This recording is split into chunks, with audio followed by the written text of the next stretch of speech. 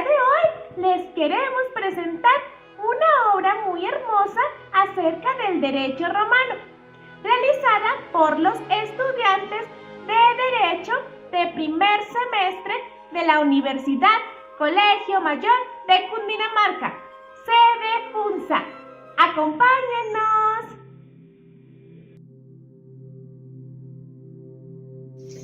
Y comenzamos este cuento así. Érase una vez en el siglo VI a.C. una reunión familiar en medio de una llanura charcosa, desde la cual a su izquierda se podía ver el río Tíber.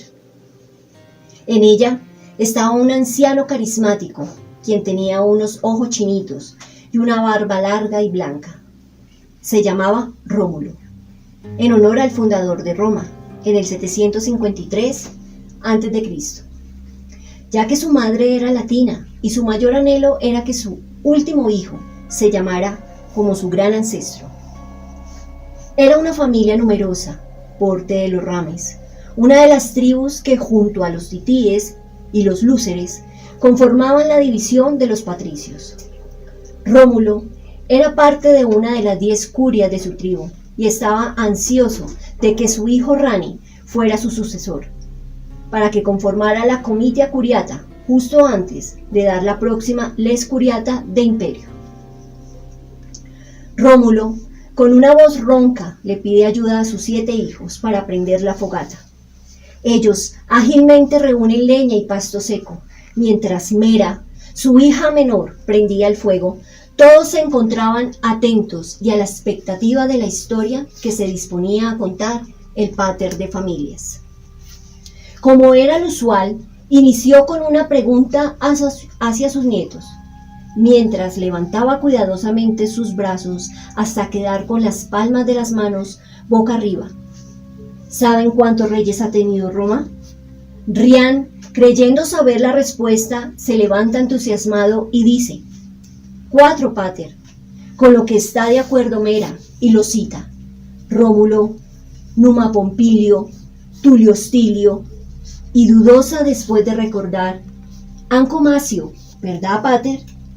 Rómulo, encantado de las respuestas de su hija y su nieto, les aclara: ciertamente, ellos fueron reyes de Roma. Incluso fueron los primeros 4 oriundos de las gentes latinosabinas, en el orden que tú dijiste, Mera. Justo en este momento se acerca cariñosamente a su esposo, Sila, la mater familias, y dirigiéndose a sus nietos, hace la referencia del mito de Rómulo y Remo, diciendo con una dulce voz: esta historia tan fantástica y hermosa, que incluso pareciera que de un cuento de hadas se tratara, pero nada más lejano a la realidad. No podemos negar que por la maravillosa que es Roma, muchos crearon mitos y leyendas a través de supuestas memorias a raíz de origen de la gran nación. Después de la intervención de Sila, continúa el pater de familias diciendo: Rómulo, latino, a quien le debo mi nombre, por supuesto, no solo fue fundador, sino rey de Roma, quien tomó las decisiones sabias para el pueblo, como el de unirse con Tito Lacio después del rapto de las mujeres sabinas para sellar la paz y la fusión entre los pueblos latinos sabinos. Mientras se acomodaba en una roca grande que estaba en el centro de todos, continuó: Numa Pompilio, Sabino, es recordado por el reordenamiento de los cultos ciudadanos. Tulio Hostilio, latino, o como mamá le decía, el belicoso, el pater, hizo una pausa, esperando el nivel de suspenso perfecto, y luego dijo alertado: destruyó a Albolonga. Sus 15 nietos se exaltaron, pero continuaron viéndolo con los ojitos llenos de ilusión. Y por último, Ancomacio, Sabino. En su época se dieron las bases de la Civitas Quiritium. En ese entonces, la economía social se desarrollaba alrededor de las familias, quienes vivían en la domus, las cuales contaban con un heredium, el que era trabajado por los fili y los clientes. Todo estaba bajo la dirección del pater familias. El pater les preguntó esta vez a sus hijos: ¿saben cómo era la estructura política? A lo que todos respondieron como si fuera un coro: Rex, Comitia, Curiata y Senatum. El pater Entre risas, por tal momento, continúa. Pero mi querida familia, hubo otros 3 reyes con estirpe etrusca, a los que sus nietos respondieron con miradas perplejas, y él seguía. Tarquino Prisco, quien incrementó los monumentos y mejoró la planificación urbana que podemos apreciar al salir de la Domus y el Fasto Real. Luego, reinó Servio Tulio, quien constituyó el censo y la división por las centurias y por clases. Él admitió a los plebeyos, como la señora Sofía, quien era una vecina que recolectaba el mejor maíz de Roma y que con él hacía panes y tortas deliciosas, verdaderos manjares. Y por último, aquí le cambió la voz al pater, se tornó una voz más profunda y pausada, Tarquino el Soberbio, a quien su violento dispositivo determinó en una rebelión del pueblo que terminó en la abolición de la monarquía. Rani, en ese momento, sintiendo la tensión de su padre, le pide la palabra y dice: ellos conectaron la autoridad del rey con el comando militar, imperio. Introdujeron una religión al Estado llamada la Tríada Capitolina y floreció una economía plebeya basada en la agricultura intensiva y la gentilicia en extensiva. Cian, hijo de Rani, recuerda: claro, papá, ellos son quienes se reúnen en el foro, ¿verdad?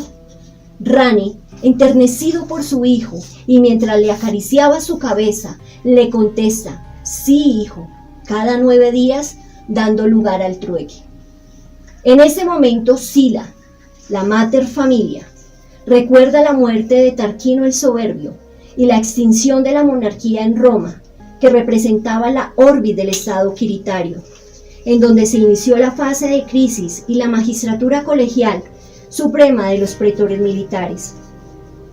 Cian le contesta a su abuela diciendo: sí, Tarquinio el Soberbio determinó una rebelión del pueblo, ya prevista por Servio Tulio, y que llevó a la abolición de la monarquía.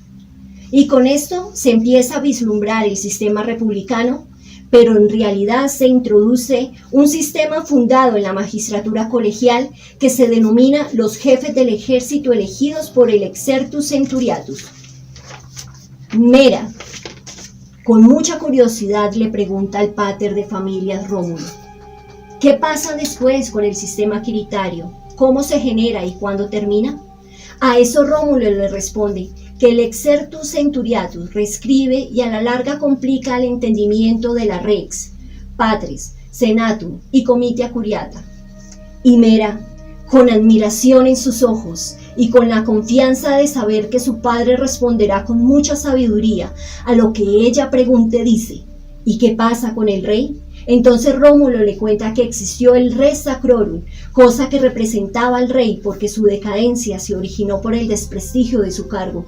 Y Mera dice: ¿y por qué el desprestigio? Y Rómulo dice: porque el rey era incapaz de manejar todas las exigencias del Estado, ya sean políticas o religiosas.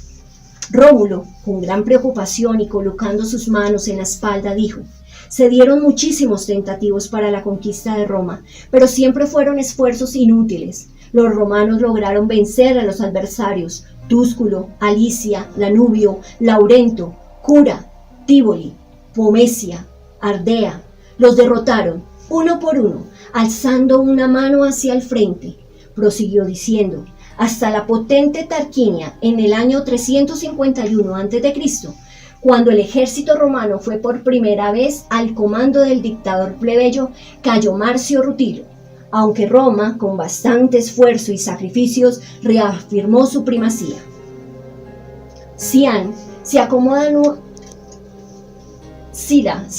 nuevamente al lado de su esposo y replica: las guerras incesantes en Roma pusieron a los plebeyos en condiciones favorables para desarrollar su batalla política. En este momento, Cian interviene y dice: las civitas tenían de hecho una extrema necesidad de plebe, no solo para que permanecieran tranquilas en la urbe y el campo, sino también para que concurrieran con su válida masa de hombres a reforzar el ejército ciudadano.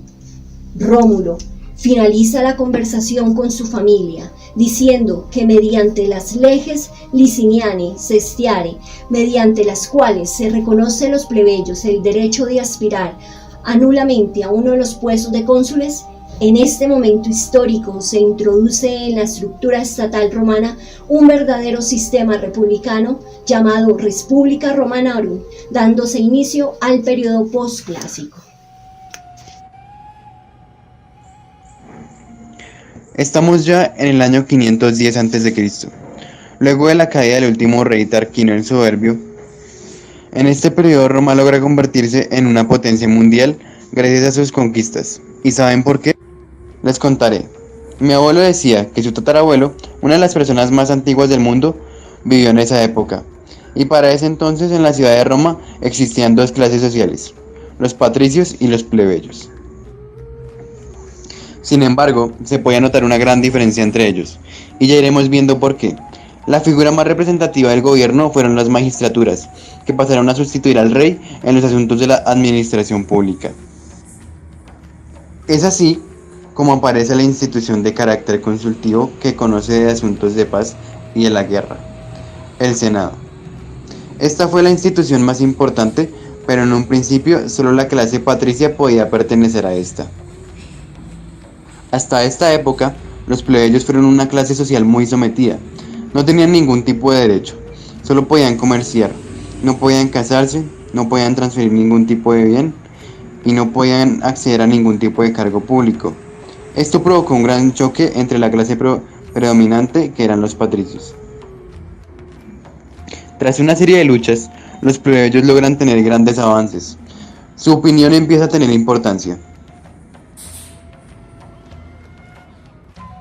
Una vez los plebeyos logran alcanzar los privilegios, van a conformar la Concilia Plebis, a través de la figura de senadores plebeyos. Sí, la clase plebeya en el curso del siglo IV a.C. logró reconocer un nuevo principio, que el Estado fuera un bien indivisible, que todo el pueblo sin principios de origen ni de estirpe, y por tal, todos los miembros meritan las cualificaciones de cives, con la consecuente capacidad de participación al gobierno del Estado.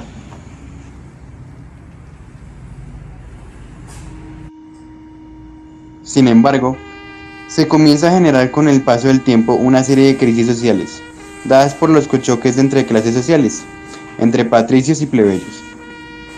En el sector agrario se genera una reforma en cuanto a la distribución de la tierra para el reparto de suelos de los plebeyos más pobres. Todos quieren ser ciudadanos romanos, pero no todos van a establecerse de la misma manera. Por su parte, en la parte gubernamental, Roma perdió progresivamente su característica de libre república, pasando por la crisis de los triumviratus, haciendo la transición al régimen autoritario del gobierno principatus. Periodo clásico. En este periodo se establece el Imperio Romano en su esplendor. Se inicia con la proclamación del emperador Octavio Augusto en el año 27 a.C. Pero para entender a más profundidad los hechos más importantes, les contaré esta historia en 3 fases. Iniciemos. Fase augustea. Recuerdo que la persona encargada de gobernarnos era el primer príncipe, quien nos cambió por primera vez nuestra forma de gobierno a República Universal Romana. Octaviano o Augusto, protegido por los dioses, era una persona muy importante, capaz de liderar cualquier tipo de sociedad por su capacidad en la lucha y su valentía. Recuerdo una de sus anécdotas, la cual decía que había una división de clases latente y demarcada, donde sobresalían los senadores, abajo estaban los plebeyos y otro grupo selecto de personal con poder, pero pese a ello eran tiempos de alegría y libertad.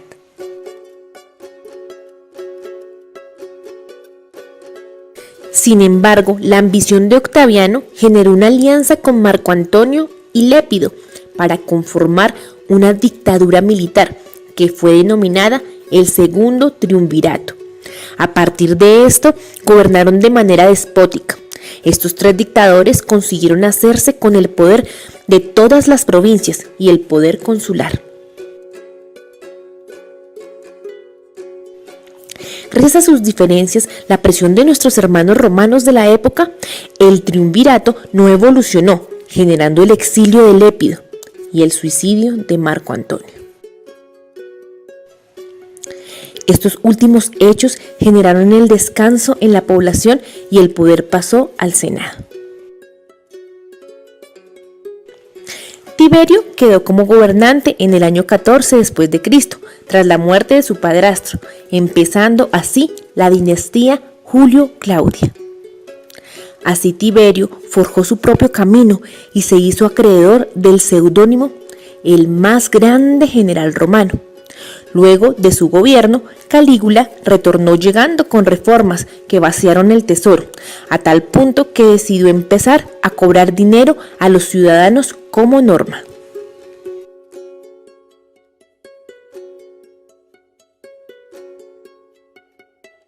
Por lo tanto, se llevó a cabo una conspiración por parte de algunos senadores y pretorianos para asesinarlo y así quedar con el poder.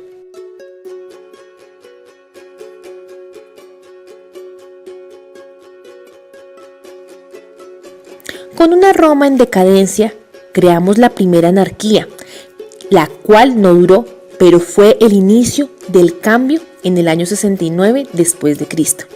Esta dinastía fue iniciada por Vespasiano, seguido de Tito y terminada con Domiciano. Fase Adrianea. El emperador Adriano gobernó entre el 117 y el 138. Sus proezas se extendieron a medidas humanitarias iniciadas por Nerva y Trajano, aprobando leyes en pro del buen trato a los esclavos y vinculando a los agricultores para evitar la inflación por mano de obra.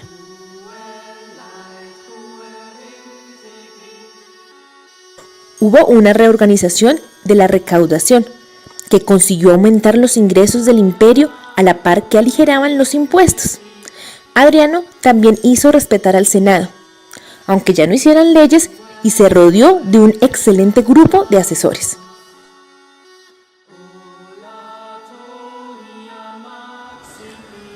Otros gobernantes fueron Antonio, Marco Aurelio y Vero. Este último mostró su excelencia militar, su estrategia e inteligencia bélica a la hora de comandar las guerras que tanto expandieron al imperio.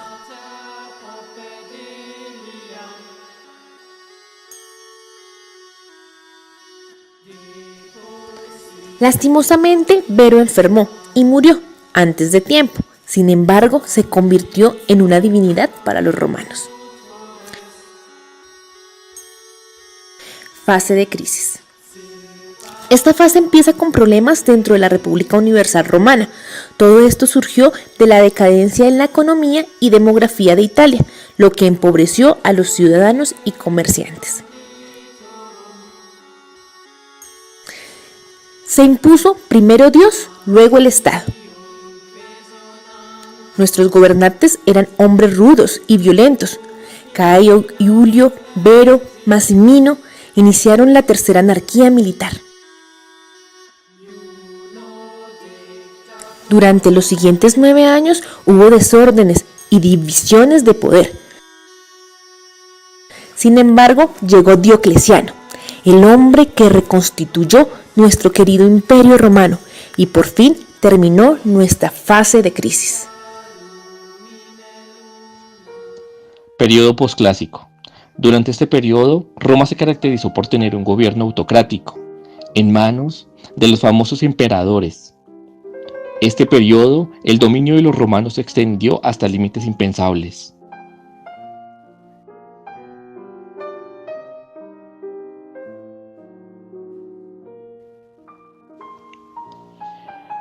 Diocleciano, quien ideó una diarquía para controlar el imperio romano,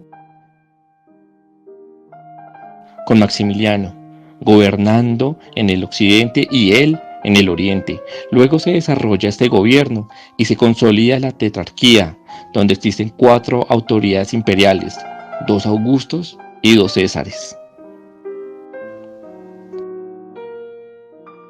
En el año 306 fallece Constancio Cloro y su hijo, Constantino I, toma el poder proclamándose emperador. Tras distintas luchas, el gobierno se mantuvo en un tiempo de cambios importantes entre las triarquías y la diarquía, y finalmente se vuelve a obtener un gobierno único. Constantino representa el nacimiento de la monarquía absoluta y hereditaria. Constantino, el primer emperador en convertirse al cristianismo, en su lecho de muerte, recibió el bautismo luego de recibir en vida mensajes de protección divinos, la señal de la cruz en el cielo. Como ocurrió durante la batalla del puente Milvio, en la que derrotó a Magencio. Esta batalla tiene una particularidad, ya que Magencio era instruido y guiado por hechiceros y adivinos, los cuales en esa época eran considerados como paganos. Esta batalla fue acompañada de símbolos cristianos contra los paganos.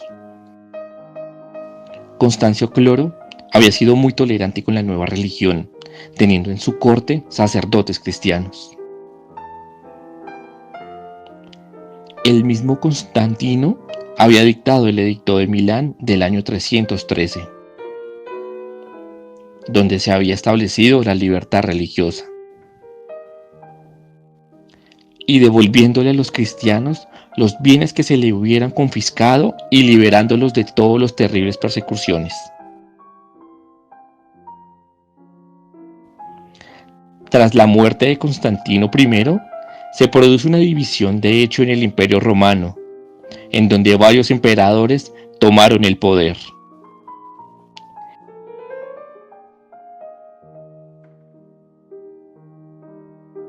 En el año 379, Teodosio I se posicionó como nuevo y único emperador, volviendo al Imperio único. Este emperador emitió el Edicto de Tesalónica, el cual iniciaba con la frase de Cunctus Populi. Tras su muerte, se produce la división oficial del Imperio Romano, siendo sus hijos, Honorio y Arcadio, los principales divisores, lo que permite de nuevo un nuevo imperio doble. En Occidente, gobernó Honorio, en el año 423.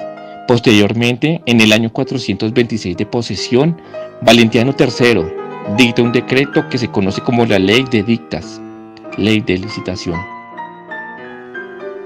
Para el año 476 después de Cristo, llega un rey bárbaro llamado Odocre, quien quita al último emperador de Roma Occidental, llamado Rómulo. Y tras este acontecimiento se genera la invasión de los bárbaros en Roma Occidental, dando inicio a la Edad Media, donde se evidencia la conformación de Europa y el fin de este imperio. Por su parte, en Oriente, Arcadio gobierna hasta el 408. Teodosio II crea el Código de Teodosiano, siendo el primer código oficial que aplica en Roma. Durante este periodo de tiempo, varios emperadores gobiernan sin mayor relevancia. Se genera la fase justiniana, del 527 al 565, con Justiniano I en el trono. Este tiene grandes aportes como la recopilación del derecho romano puro desde las 12 tablas, unifica la religión en el Imperio Romano, publica el código con su muerte y se da el fin al Imperio Romano de Oriente. Después del año 565 se da inicio al Imperio Bizantino del Oriente. Su capital fue Constantinopla, sin embargo, perdura hasta el 1453, cuando llega el Imperio Otomano. Así los turcos toman al Imperio Bizantino y lo nombran Estambul, así como lo conocemos hoy en día. Y con esto se da fin al Imperio Romano de Oriente.